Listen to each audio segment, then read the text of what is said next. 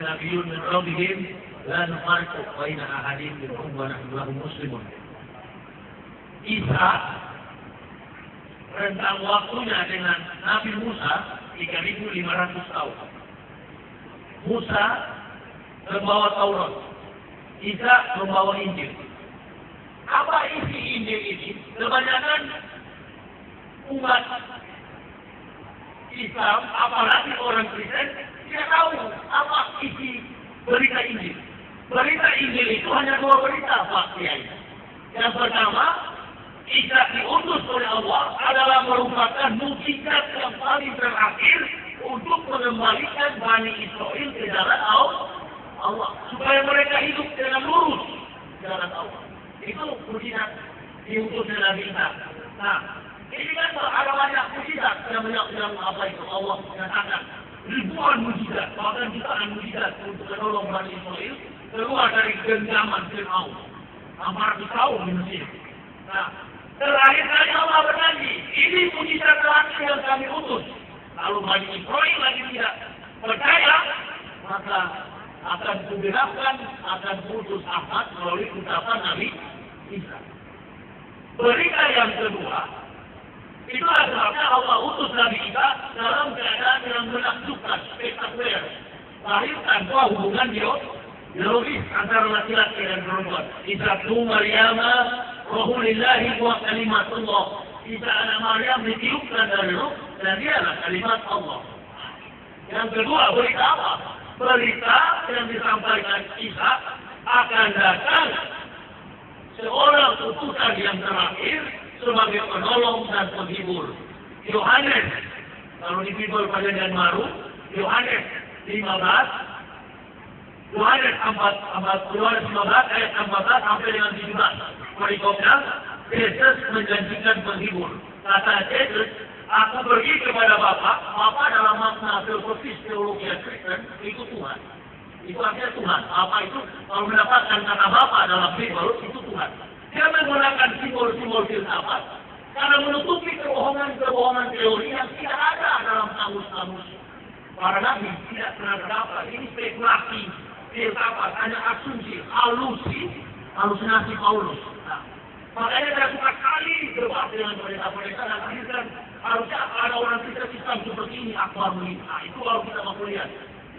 Nah, jadi saya menjelaskan. Berita yang kedua adalah akan datang Nabi dari silsilah keturunan Ismail. Orang Yahudi tahu, bukan tidak tahu bahwa yang akan diutus itu adalah Ahmad. Dia bukan Muhammad, dia bilang Ahmad dan Abdullah. Ahmad anak Abdullah. Kalau dia orang muda bilang Ahmad dan Abdullah. Nah ini jadi hanya dua berita Injil itu dua. Nah sekarang saya bertanya, lalu bagaimana dengan orang Batak, orang Manado, orang Indonesia, orang Amerika, orang Australia, orang Brazil? Mereka ini hanya ditipu oleh Paulus, sementara Paulus ini dianggap sesat oleh ahli-ahli kitab, ahli-ahli Taurat. Itu sebabnya kita harus paham dulu. Bisa bawa Injil, mana itu Injil? Mana itu Injil?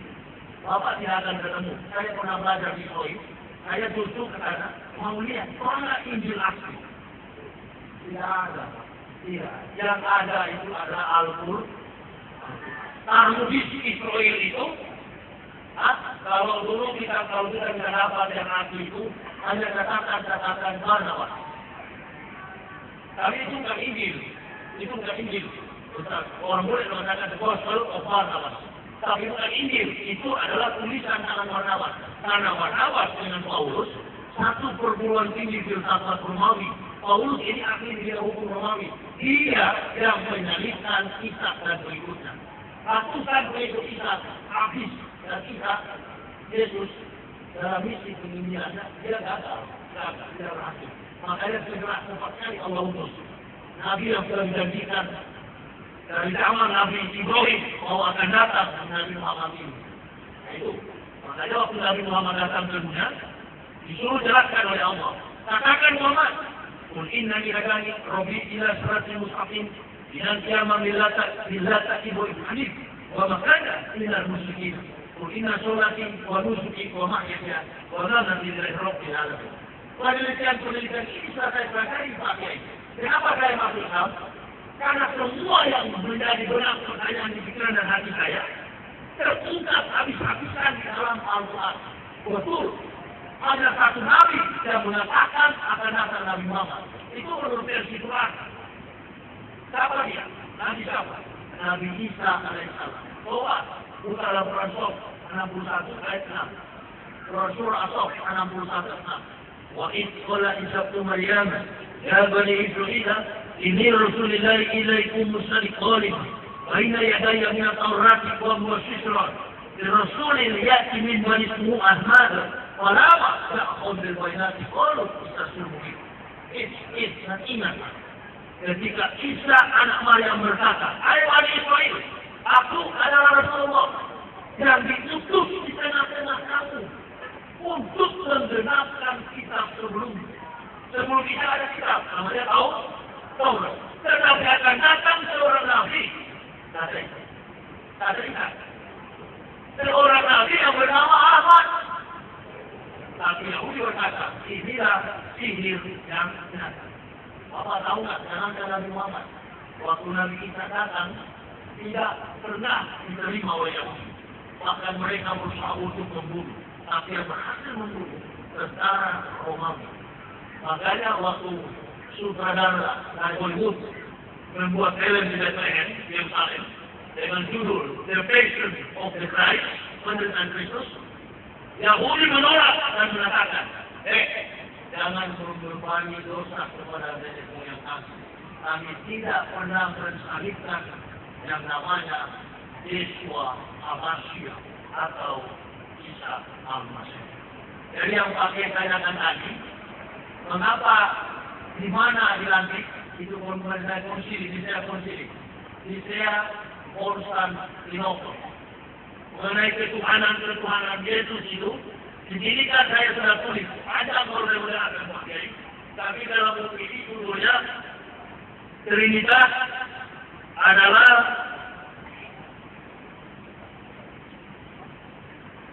kutukan dan kebinasaan umat manusia. Jadi Trinitas, tentang Trinitas, baru tentang Paulus yang menderita penyakit air.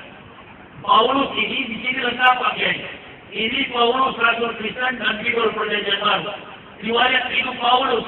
Paulus itu menderita epilepsi. Dia sering berhalusinasi. Dia matanya pidak, kakinya bengkok. Karena dia pernah diserang oleh singa di Filipina. Semua riwayat hidup Paulus ada dalam buku saya. Saya lebih tahu tentang Paulus karena saya mengambil doktornya, doktor filsafat. Artinya pikiran Paulus yang saya pelajari. Lalu saya temukan, sampai saya katakan dalam buku ini, kebenaran sebuah teori terlahir dari fakta. Tidaklah teori mencapai hakikat kebenarannya, tidak teori memaksakan kehendak fakta, walaupun teori bertopeng di balik perhitungan kemudian tadi. Artinya, walaupun memakai agama, tadi pakai bersinggung, semua mengaku benar. Artinya walaupun mengaku benar, tapi yang membuat orang Kristen salah itu adalah teori Islam. Sedangkan kita orang Islam, Al-Quran sudah benar, terkadang manusianya makhluk. Itu saja. Al-Quran sudah benar, Nabi. Sering kita lihat, makanya pakai kata-kata. Baginda Nabi Muhammad Sallallahu Alaihi Wasallam Allah tidak Nabi apa? Dan sesudah beliau, taruhlah kita, Nabi. Kok masih ada Nabi-Nabi di Pulau Jawa sana? Nah ini teori Quran sudah benar, tapi masih ada. Apa itu penyesatan di dalam? Apalagi memang kronologi yang kacau ini. Nah, oleh karena itu saya sarankan kepada jemaah, kalau kita mau berislam, inal ulama warasatul anbiya. Nah, ulama itu kewaris Nabi. Tidak bisa kira-kira ada imam, tidak bisa kira-kira ada ulama, tidak bisa kira-kira ada guru. Makanya saya terang pada agama Islam ini, walaupun saya tidak punya hak apa-apa lagi, saya pakai wallahi, cuma Allah yang maha tahu, demi Allah. Saya keliling kemana-mana, yang saya pikirkan ini adalah bagaimana generasi muslim ke depan. Saya tidak tahu nanti apa 20 tahun, 30 tahun ke depan itu masih ada orang Islam yang gagal. Kenapa? Karena di masyarakat kita sedang digiring kepada kehancuran moral. baik melalui informasi telekomunikasi, pokoknya selalu sekarang pakai. Orang-orang anak-anak pelajar yang memperkuat, saya mau terus terang jujur kepada jemaah, yang masih memperkuat benteng Islam di Indonesia ini adalah pesantren. Allah Akbar. Kalau ada pesantren, maka kita percaya kepada. Kalau tidak ada pesantren, sudah rusak kita. Karena saya jujur. Islam ini bukan cuma dihancurkan oleh orang kafir. Al-Islam mu'ahduhun min muslim. Islam dirusak oleh orang Islam sendiri. Banyak orang yang mengaku memperjuangkan Islam. Padahal dia tidak Islam, dia baku dia dengan kafir di luar sana. Munafik punya pekerjaan. Munafik. Dia pura-pura fanatik. Padahal dia sering baku dia dengan kafir. Munafik Ustaz. Banyak. Indonesia banyak. Tapi saya tidak temukan itu kalau di dalam kehidupan kami, Allah itu, kami jujur pakai pemerintahan. Kami yang paling tahu rahasia penafikan kafir, karena saya punya program dan teman-teman dulu. Waktu sidang Dewan Gereja Stuttgart, Jerman, Protestan, Paulus Yohanes II mengatakan, tahun 2020 Indonesia harus Kristen. Tapi sebagian besar yang ada pendeta pada waktu itu yang hadir, sekarang termasuk saya sudah masuk Islam. Jadi Islam ini maksud saya Islam ini tanpa dibela-bela, tidak perlu ada kelompok-kelompok kecil berbela Islam segala macam. Saya tidak perlu. Siapa yang pernah nonton film Popeye, begitu Islam. Dari awal dia kalah sama Brutus. Tidak. Jadi upaya tidak ada tuh Brutus. Artinya begini, di dalam diri kita tidak ada pembelaan. Tapi Allah tidak akan meninggalkan Tuhan. Allah sayang kepada umat. Coba lihat. Orang-orang yang tadinya mengaku ustaz, mengaku kiai, mengaku tablik, dipermalukan oleh Allah. Tidak sayang kepada jemaah, terus komunikasi, menguncur bumi. Itu para politikus yang memakan rakyat yang mereka itu rakyat. Masyarakat mau tahu apa, tapi yang cuma berdoa, sujud. Dari dihantam oleh Allah, terbina. Ada apa Kiai? Yang menafik banyak, yang pura-pura berjuang. Saya dari forum komunikasi umat beragama. Kartu sudah terbuka, kartu saya lama. Bolehlah sama yang lain, kalau sama saya jangan. Saya bekas munafik, saya bekas pembohong, saya bekas penyangkal dan penentang Muhammad. Sekarang saya membela paling terdepan. Jadi saya tahu mana orang tua membela Islam. Bagaimana orang membela Islam? Dia berkata bela Islam, tapi kalau dia masuk ke dalam diri. Kalau dia bilang saya bela Islam, tapi Madinah taruh, insya Allah saya masih percaya. Tapi kalau dia bela Islam, pakaiannya masih gini, penampilan Islam dia hapuskan dari dirinya, itu bukan bendera Islam, penyangkal Islam. Saya adalah umat, saya ikuti dengan Umar bin Khattab, bicara tentang kebenaran, tidak pernah saya tahu. Saya sering selama di Mabes Polri, Mabes Angkatan Darat, saya tidak pernah takut, boleh tanya. Bahkan ada polisi yang saya katakan, semua yang muslim, polisi-polisi di sini masuk surga. Walaupun tidak sholat tetap masuk surga. Ini baru senangkan mereka. Tapi lengol-lengol saya bilang masuk surga. Yang kafir, yang bukan muslim, semua masuk neraka. Silakan kalau mau tangkap. Sedangkan orang yang parfum, teroris, berani, apalagi saya dalam kebenaran begini. Jangan hanya membuat orang-orang kafir kepada besar apabila kita melakukan perbuatan maksiat dan kemudian kita melakukan kekerasan. Jadi tidak perlu ada kelompok-kelompok itu, nggak perlu.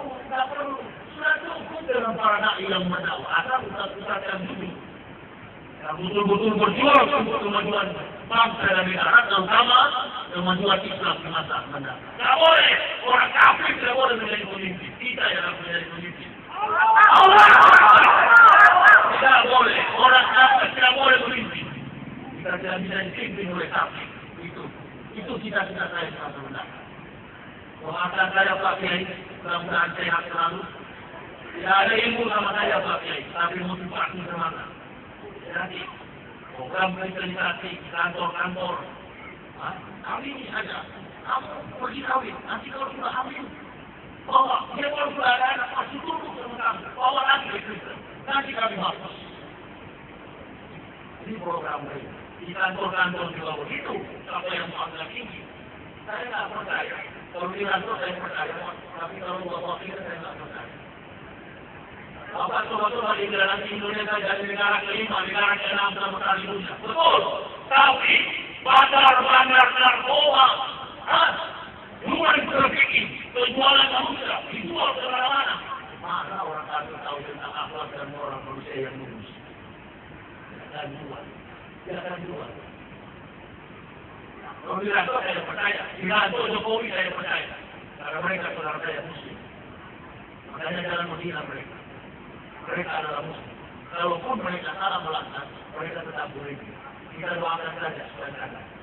Sama-sama muslim tidak boleh saling menentukan. Sama-sama muslim tidak saling membela. Sama-sama muslim tidak saling melangkah terhadap kita. Tidak boleh kita sama-sama muslim saling bermusuhan. Orang-orang kafir senang kalau kita bermusuhan. Kehancuran dalam negara-negara Timur Tengah hancur di mana-mana. Diadu domba. Ini Obama pusing sekarang Pak. Bila dari Malaysia dia pergi ke negara Amerika ini sudah diprediksikan oleh pendiri Zionis Israel Nahum Burhan. Tahun 2019 Amerika akan tumbang. Yahudi tidak akan bisa lagi berhadapan dengan musuh-musuh Islam. Nah, di sini perbedaannya. Islam yang mulai. Coba di Amerika sekarang astronot, wasitmen, para medik, akademisi, rohaniawan, Benediktus, masuk Islam, terberubus itu di Turki, pemimpin Katolik tertinggi keempat, 16 di dunia. Benediktus masuk Islam. Amerika, Eropa, 1 sampai 20 orang setiap hari mengucapkan I witness that Islam that was Allah and the Prophet Muhammad is the messenger. Saya bersaksi tidak ada Tuhan selain Allah kata boleh. Saya bersaksi bahwa Muhammad utusan Allah. Dan begitu mereka masuk Islam, atau mereka perjuangkan untuk berdakwah. Bukan orang-orang bodoh, orang-orang pintar. Mana ada orang bodoh masuk Islam? Semua yang masuk Islam orang-orang pintar. Mereka tinggalkan kemewahan dunia. Mereka hidup dengan sederhana di dalam Islam. Termasuk saya pribadi. Allah. Sayang saya pakai sama jemaah. Kita tidak boleh berkhianat jemaah. Allah akan balas, akan permalukan pejabat-pejabat yang berjanji di hadapan jemaah. Bermain-main dengan dosa, bermain-main dengan aib, bermain-main dengan kotoran. Nanti dia lihat. Jamaah yang menuntut, tapi dari penegak mundur. Pakai rompi warna orange. Tak komisi pemberantasan terus habis. Malu di dunia dan akhirat. Ada peraturan moral ini yang terakhir. Masih mau bertanya atau bagaimana ini? Karena begini Pak Kiai, saya pun sudah tahu bahwa yang Pak Kiai, apa yang mau ditanyakan, tahu saya. Bahwa memang ada di buku saya. Tapi kalau masih ada yang mau bertanya, mari saya jawab. Jadi sudah jelas saya, bahwa terjadinya seperti ini, saya akan diwakil, barulah diangkat dari Tuhan. Assalamualaikum warahmatullahi wabarakatuh. Waalaikumsalam warahmatullahi wabarakatuh. Yang saya tanya Pak Ustaz, Ya. apakah jadi identitas itu sama di Protestan, Katolik, atau di Adventis? Ya, beda. Beda. Katolik